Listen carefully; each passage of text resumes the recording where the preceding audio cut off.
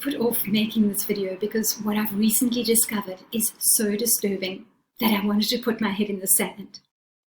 Then I remembered the true nature of who we really are. And I knew that as I share this, you will figure out what to do about it in your life.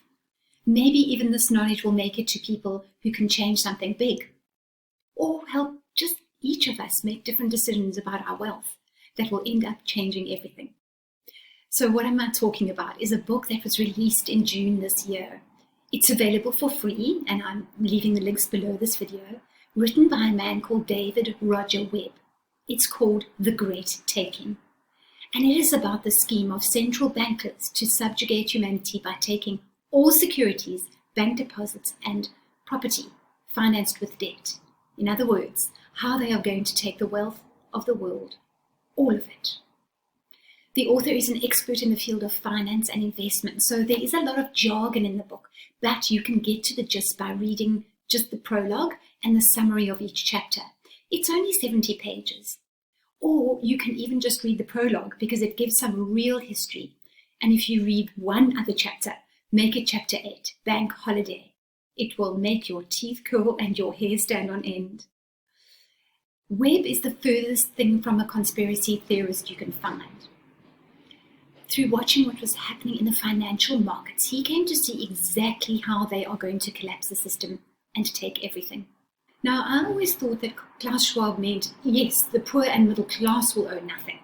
We've already seen how they've made it virtually impossible to own property anymore. I didn't realize that they had a plan to take everyone's wealth, the middle class, the well-off, the business owners, the truly wealthy, everyone.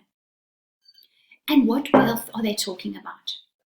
Financial assets, money on deposit at banks, stocks, bonds, inventories, plant and equipment, land, mineral deposits, even intellectual property. And I listed all of that in case you think that whatever you're invested in is going to miss the plan. And of course, anything privately owned that is still financed with debt. This will affect pension plans and investment funds as well. And that's where they're going to steal the wealth of the older generation and leave them with nothing. So, as a real high-level summary, I'm going to run through how they're going to do it. But please read the book if you want the detail. Send it to friends and family with any sort of investments anywhere. I think they will really appreciate knowing this. And maybe they'll have a hand in stopping it. I've also put links to videos below this that go into much more detail than I do in this one. Okay. So Webb shows how the investment laws, both in the US and internationally, were slowly and forcibly changed through a period of over 50 years. I quickly want to talk about what they did before that. So first, they made us all dependent on credit by giving it to us cheaply and selling us lifestyles with lots and lots of stuff. Then they put the squeeze on, made it impossible for a one-salary family to survive. So mom had to go out and work. Then they made it so that we couldn't even survive on that, and we had to have credit just to survive every month. Then, in just about every country in the world, they outsourced manufacturing to China. Manufacturing is the basis, of course, of a strong economy, and as soon as they did that, things started to go downhill. How did they hide this? By outright lying about the economy, and of course by printing money. But there's only so much you can print before it all starts to fall apart. As we're seeing in South Africa, things just get more and more expensive, jobs become scarce, people get poorer. Then they started changing the laws. One of these laws is called a bail-in. You've heard of bailouts, where government steps in and gives money to banks that are too big to fail. Now, if the government doesn't want to or can't do this anymore, it is now legal for banks to take that money from, guess who? You and me, the people who have money in the bank.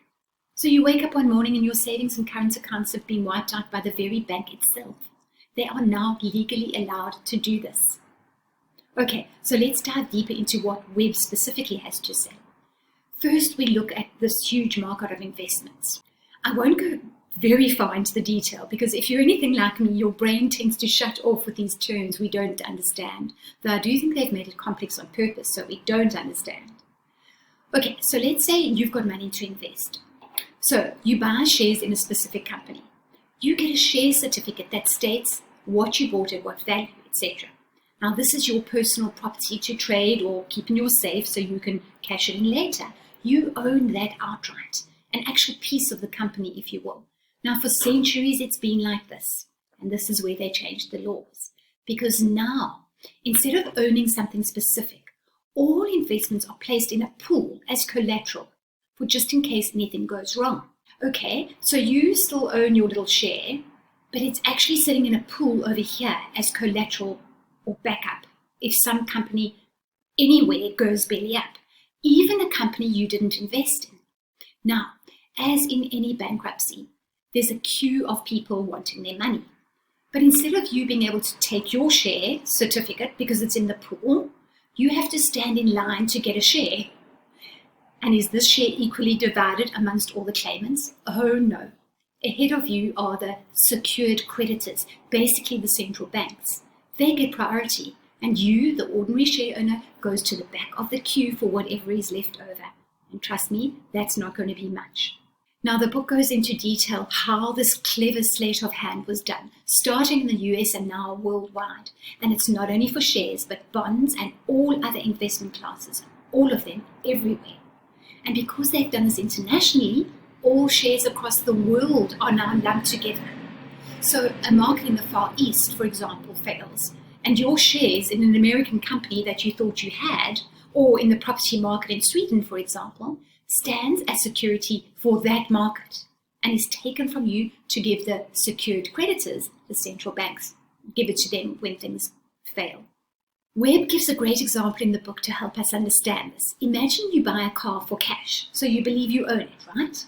Despite that, the car dealership has been allowed to treat your car as his asset and to use it as collateral to borrow money for his own purposes. Then the dealer goes bankrupt. Now your car, along with all of the others sold by the dealer, are seized by secured creditors of the dealership. Perfectly legal. In fact, the law will back them up. Okay, this is just an example. It won't happen with cars like this, but this is exactly kind of the thinking of what is happening in the financial markets. Even worse, this is all linked to something called the derivatives market. These are not shares in companies, which are easy to understand. Derivatives are financial contracts on everything imaginable and even unimaginable for most of us. An example is the weather in a certain area or number of sunny days. I kid you not. It is a highly speculative market. In other words, it's all a big gamble. And it's an enormous market that trades in the billions every single day. It is so large that individual banks run derivatives bigger than the entire global economy. That means that if this fails, there's nowhere near enough to support it. What they have now done is link this derivatives market to the same collateral base, which means that if something in the derivative market starts to fail, i.e., or for example, someone sees through it all as the emperor's new clothes and starts to pull massive capital out of the derivatives markets, your actual real investment in something solid like shares can still be used to underpin the market and make sure the secured creditors get their money first. There will be nothing left.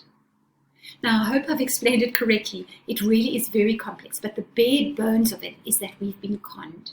Neither we as individuals nor the pension funds, etc., we've invested in have any rights to our investments when it all comes tumbling down. And according to Webb, it is all set to have the plug pulled. They've actually set it up like this in order to pull the plug. It is designed to happen suddenly, without warning, and on a vast scale, and soon. So then what they are going to do is blame it all on us. It's our fault, we wanted too much, are living beyond our means. Our greed has caused this terrible global crisis. The regulators have struggled to protect us from our own greed, but despite their good intentions, they failed and can't be blamed. So they had to take all of our wealth to pay for this. Now, we've already seen how this is a lie, so don't fall for it. Anyway, they carry on by saying, but don't worry, we're here to help. We will give you credit to live off in the form of central bank digital currency deposited on your smartphone so that you can buy food. Jobs? Well, we don't really have many. Anyway, artificial intelligence and robots can do a much better job than you. Do I need to explain why digital currency is a form of total control? And if it gets to this, There will be no escaping the control system if we want to eat. Webb also sees that this is a sign of a system in collapse. We have really been living through a great experiment of money based on debt, and it has failed spectacularly. That, for me, is the thread of hope in all of this. If we can just face it and get over our fear of a system collapse, we will figure out how to survive and how to create something that actually works for humanity. We have a way to go, but the end result, I believe, can be a world where there is no war, no debt, no poverty or crime, and no disease. But what can we do now? Please don't just ignore this information and carry on with your head in the sand. I've shared this information with people and see them do just that. Look, it's horrible. It really is. Not knowing and being taken by surprise is bad. Knowing and doing nothing is worse. Okay, so what can we do? Number 1, consult your inner knowing for guidance. That really is the number 1 thing you could do. And then number 2, talk to your spouse, your family, your friends about this. Share this video or the link to the book. Together, decide what to do. And then number 3, I'm personally buying gold coins, but even this may not be a strategy to follow. As remember, in the US in the 30s, they outlawed gold ownership. And then number 4, I'm making sure everything I want to keep is debt-free, because if you still owe on anything, including your home, you will lose it. So number 5, I'm looking at selling our house, even if we have to rent for a while, and buying a small, cheaper property in a quiet village somewhere that we can buy outright with no bond, and then spending our weekend time there until the system crashes, planting fruit. Number 6, and then I'm investing in the future. What is one thing they can never take away? Knowledge. So I'm planning now for a future where my particular knowledge is going to be needed. For me, that's naturopathy. For you, it will be whatever you love. I'm spending all my extra money on increasing my knowledge and qualifications in that area, because one day soon we're going to need it. I hope that gives you some ideas. You will have your own, and please share below this video so we can all help each other. I hope you found this interesting. Thanks for watching, dear friends. Let's use this knowledge today to start building a new world together already. Much love to you.